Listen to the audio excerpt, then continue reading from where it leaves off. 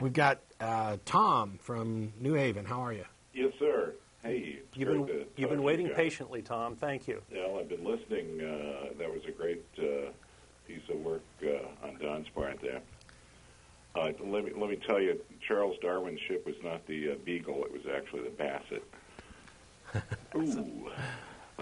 I have a question that I want to throw out to the audience and you guys, particularly you guys, concerning the cult-driven state of addiction therapy in this country today.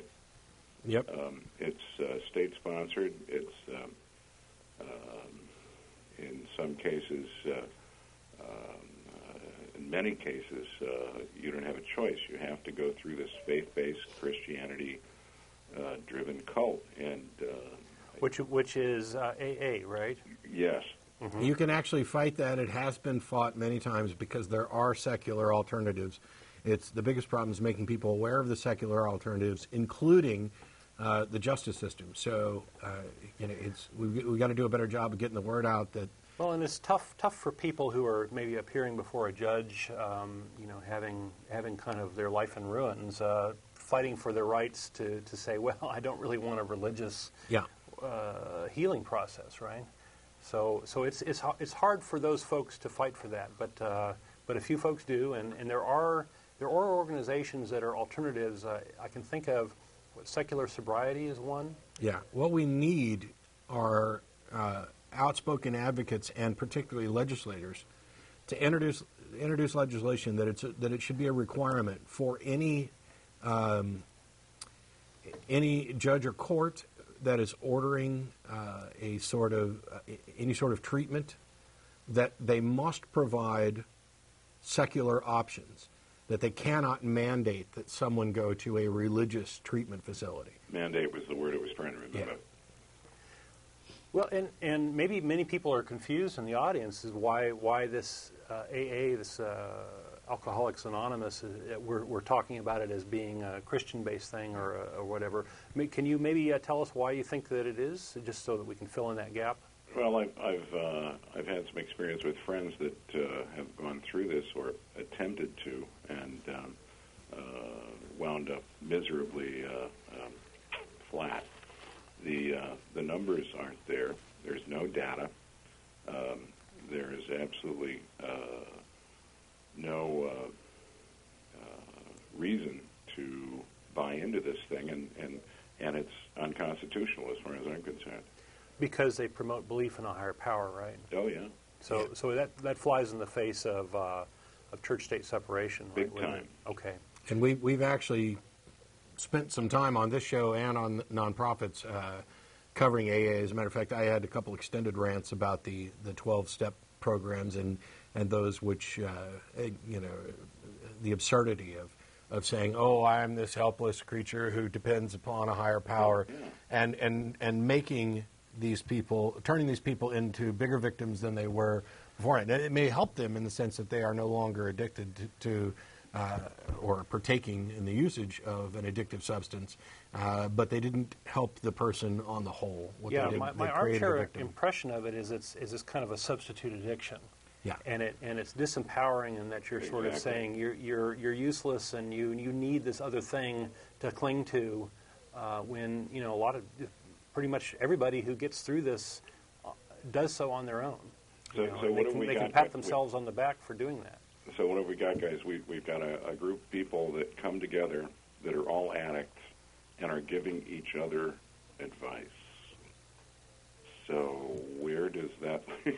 Well, I don't want to graduate. You leave, right? I don't have an objection. I don't have an objection to that. I don't have any objection to that at all. I think that is one of many valid approaches. I mean, somebody who having been there before and made it through is often a good source of information. So that's not my objection at all.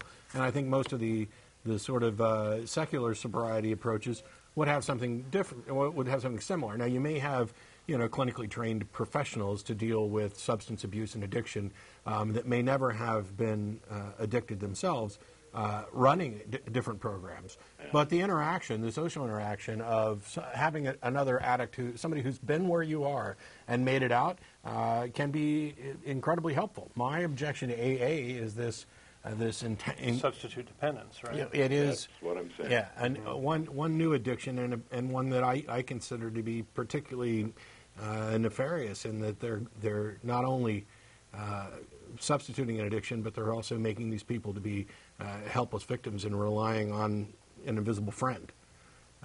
Now, granted, AA isn't specifically Christian, and they go out of their way to say that, oh, no, God and the higher power can be anything that you want it to be. Okay, can it be this pen? How about a bottle of scotch? Yeah, how about a bottle of Jack, you know? That's my high power. You know, they've washed it down to the point where it's almost meaningless, and yet the encouragement to maintain this kind of religious devotion to religious ideals persists. And I think if you go through the archive, you'll probably find a couple of shows that we did on AA. We've touched on it a number of times, but we haven't done a full show on it. Okay, well, if you do, I'd like to be on the panel then. All right. I also think Tracy is groovy, by the way. We love Tracy. Tracy is groovy.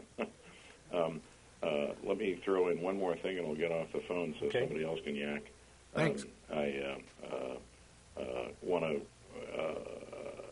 mention Ken Miller and his work in Dover. And my question, again, I'll throw something out. It's not a question necessarily, but haven't the people that look at choosing textbooks in Texas ever heard of Dover versus Kitzmiller? I'm sure that I know they've heard of it. I know they've heard of it because they commented on it. They just don't happen to agree with it. By and large, though, we're not in bad shape on evolution, thanks in part to great watchdog organizations like the Texas Freedom Network. And I'll let you go, Tom, so we can clear the line. Thanks a lot. All right. Well, but the next big battle is going to be on health education.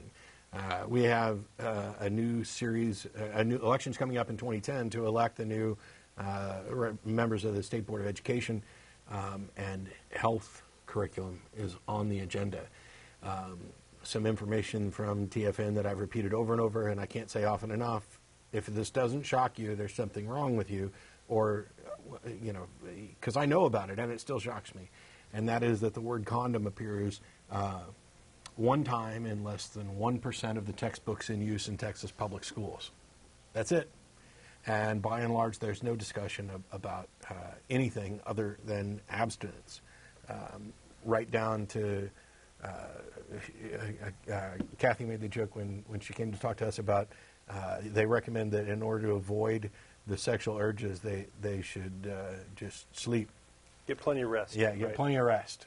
Don't drink. Close your eyes and stop thinking about it, and your arousal will go away. The sex ed textbooks arrived, DOA, is at the, they were pre-screwed up, right? Because, you know, the textbook manufacturers, they want to sell textbooks, and so they more or less read into what they thought the board would accept, and these particular ones were very, very damaged by the time they got there, and they really couldn't be saved.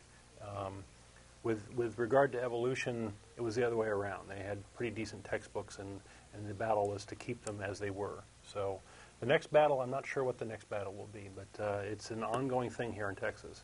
Yeah, we went from science education to ridiculous stuff about social studies, which was just flatly, clearly racist. It was, there were you're including too many minorities in your history books. Okay. Damn, I wish they hadn't done all that good stuff we need to talk about.